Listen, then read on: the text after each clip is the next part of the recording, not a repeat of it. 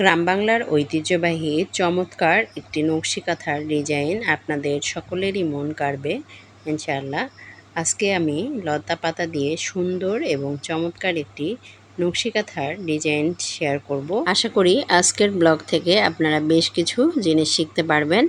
তো চলুন দেরি কেন, আজকের সম্পূর্ণ নকশি কাঁথার ভিডিওটি দেখতে থাকি।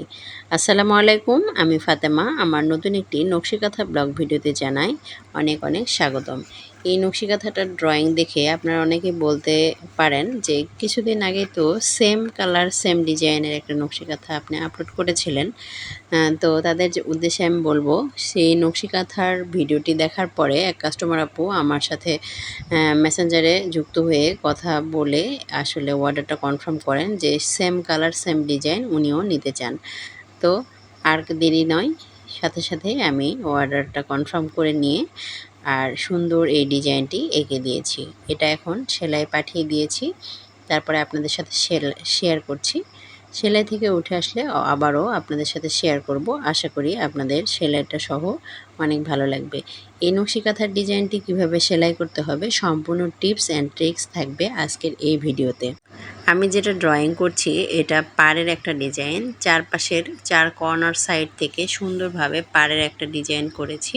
এই বর্ডার লাইনের ডিজাইনটি চারপাশে দেওয়া আছে এবং চারপাশ থেকে একটা কর্নার সাইড থেকে আরেকটা কর্নার সাইড করে কর্নার সাইডের আলাদা একটা ডিজাইন আছে। সম্পূর্ণ ডিজাইনটি দেখতে থাকুন, তাহলে বুঝতে পারবেন কিভাবে পুরো নকশি কাঁথাটি ড্রয়িং করছি।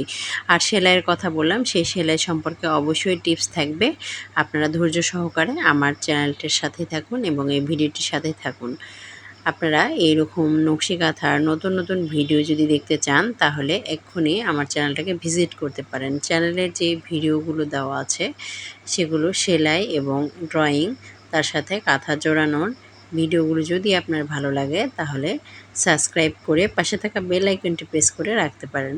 নতুন নতুন ভিডিও যখন আমি আপলোড করব আপনাদের মাঝে চলে যাবে ইনশাআল্লাহ। দেখতে পাচ্ছেন এখানে কিন্তু মাঝখানের যে অংশটুকু আছে সেই অংশটুকুর ড্রয়িংটা আমি করে নিচ্ছি। প্রথমে গোলবৃত্ত করে তারপরে সুন্দর একটা ফুলের ডিজাইন করেছি, তারপরে পাপড়িগুলো দিয়ে তারপরে লতাগুলো এঁকে নিচ্ছি। একটা করে ফুলের ডিজাইন হচ্ছে কর্নার সাইডগুলো থেকে। সম্পূর্ণ ডিজাইনটি যখন কমপ্লিট হয়ে যাবে দেখতে পাবেন কতটা সুন্দর এবং আকর্ষণীয় হতে চলেছে আজকের গর্জিয়াস এই ডিজাইনটি। আমার ডিজাইনগুলো দেখে আপনারা কিন্তু নিমেষেই সুন্দর করে নিজেদের জন্য একটা নকশি কাঁথা তৈরি করে নিতে পারবেন।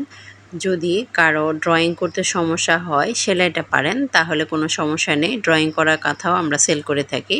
কাস্টমাইজ করা পুরো কমপ্লিট নকশি কাঁথা এবং ড্রয়িং করা নকশি কাঁথা, বেবি নকশি কাঁথার অর্ডার নেওয়া হয়। আর এই জন্য আপনাকে ডেসক্রিপশন বক্সে পেজের লিঙ্ক দেওয়া আছে, সেখান থেকে যুক্ত হয়ে কিন্তু মেসেঞ্জারে আমার সাথে যোগাযোগ করতে হবে।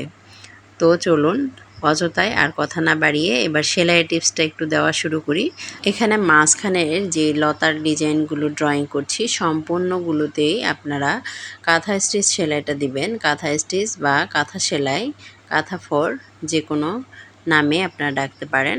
সেই কাঁথা স্টিচ সেলাইটা দেওয়ার পরে সম্পূর্ণ নকশি কাঁথাটির মাঝখানে যে গোল গোল দেওয়া আছে আর এই গোল এবং কর্নার সাইডগুলোতে যে কর্নারগুলো দেওয়া আছে এইগুলোতে সুন্দর করে একটু করে চেন স্টিচ সেলাই দিবেন, তাহলে অসম্ভব সুন্দরভাবে নকশি কাঁথার ডিজাইনটি ফুটে উঠবে। পুরো ডিজাইনটি আপনাদেরকে একটুখানি কাছ থেকে দেখানোর চেষ্টা করছি। আশা করি আপনারা বুঝতে পারছেন নকশি কাঁথার ডিজাইনটি কিভাবে করেছি। সম্পূর্ণ সেলাইটা হয়ে এলে আবার আপনাদের সাথে শেয়ার করব। আমার যে আপারা সেলাই করেন তাদের সেলাইয়ের ফিনিশিং মাশাআল্লাহ অনেক বেশি সুন্দর।